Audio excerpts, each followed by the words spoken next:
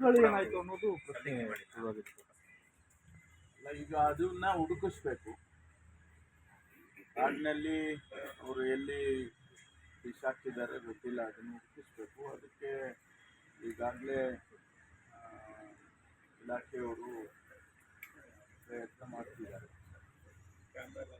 ಪರಿಹಾರ ಕೊಡೋ ವಿಚಾರದಲ್ಲಿ ಮತ್ತೆ ಅವ್ರಿಗೆ ಪುನರ್ವಸತಿ ಕಲ್ಪಿಸೋ ವಿಚಾರದಲ್ಲಿ ಸರ್ಕಾರ ತೋರಿಸಿದಂತ ಮುತುವರ್ಜಿಯನ್ನ ಶಸ್ತ್ರಾಸ್ತ್ರಗಳನ್ನ ವಶಪಡಿಸಿಕೊಳ್ಳೋ ವಿಚಾರದಲ್ಲಿ ತೋರಿಲ್ಲ ಅಂತ ಸರ್ ಬಿಜೆಪಿ ಇಲ್ಲ, ಹೇಳ್ತಾ ಇರ್ತಾರೆ ಅಂದರೆ ನಾವು ಮಾಡೋ ಕೆಲಸ ನಾವು ಮಾಡ್ತೇವೆ. ಈಗ ಶಸ್ತ್ರಾಸ್ತ್ರ ಹುಡುಕ್ಬೇಕು, ಎಲ್ಲಿ ಕಾಡಲ್ಲಿ ಇಟ್ಟಿದ್ದಾರೆ ಅಂತ ಅವ್ರನ್ನ ಕೇಳ್ಕೊಳ್ಬೇಕಾಗುತ್ತೆ. ಅವರಿಂದ ಸಹಾಯನೂ ತಗೋಬೇಕಾಗುತ್ತೆ. ಅದನ್ನು ಕೇಳಿಕೊಂಡು ಮಾಡ್ತಾರೆ.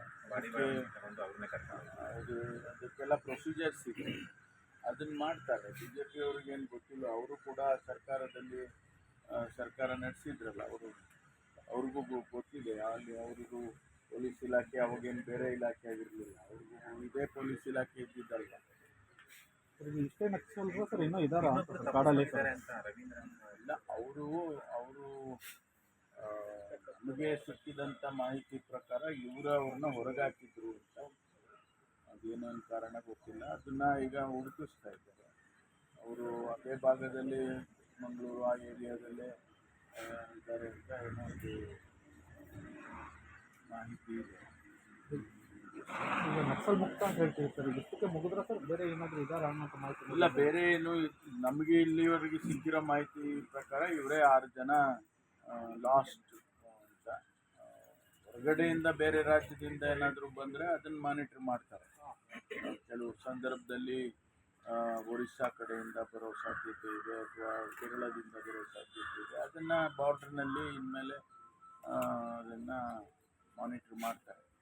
ಒಟ್ಟಾರೆ ಆ ನಕ್ಸಲಿಸಮ್ ಅನ್ನೋದೇನಿದೆಯಲ್ಲ ಅದನ್ನು ಡಿಸ್ಕರೇಜ್ ಮಾಡ್ತಕ್ಕಂಥ ಪ್ರಯತ್ನ ನಾವು ಸರ್ಕಾರದಲ್ಲಿ ನಾವು ಮಾಡ್ತೇವೆ. ಅದನ್ನೇ ಮುಖ್ಯಮಂತ್ರಿಗಳು ಹೇಳಿದ್ರು, ನಿಮ್ಮ ಹೋರಾಟ ಏನಿದ್ರು ಸಮಾಜದ ಮುಖ್ಯವಾಹಿನಿಗೆ ಬಂದು ಕಾನೂನಾತ್ಮಕವಾಗಿ ನಿಮ್ಮ ಹೋರಾಟಗಳನ್ನು ಮಾಡ್ಕೊಳ್ಳಿ, ಶಸ್ತ್ರಾಸ್ತ್ರ ಇಟ್ಕೊಂಡು ಹೋರಾಟ ಮಾಡೋದು ಬೇಡ ಅಂತೇಳಿ ಒಂದು ಅಪೀಲ್ ಮಾಡ್ಕೊಂಡಿದ್ದಾರೆ. ಅದನ್ನು ಬೇರೆ ಇನ್ಯಾರೂ ಕೂಡ ಇಲ್ಲಿ ನಮ್ಮಲ್ಲಿ ಆ ರೀತಿ ನಮಗಿರೋ ಮಾಹಿತಿ ಈಗ ಸದ್ಯದ ಪರಿಸ್ಥಿತಿಯಲ್ಲಿ ಯಾರೂ ಇಲ್ಲ. ಈಗ ಸರ್, ಈಗ ನಕ್ಸಲರಿಗೆ ಪ್ಯಾಕೇಜ್ ಕೊಟ್ಟ ಹಾಗೆ ಸರ್, ವಿಕ್ರಮ್ ಗೌಡ ಅವರ ಕುಟುಂಬದವರು ಪರಿಹಾರ ಕೇಳ್ತಾ ಇದ್ದಾರೆ ಸರ್. ಅಲ್ಲ, ಅದನ್ನು ಪರಿಶೀಲನೆ ಮಾಡ್ತಾರೆ. ಯಾಕೆಂದರೆ ಅದು ಆ ಕೇಸೇ ಬೇರೆ ಇದೆ ಬೇರೆ.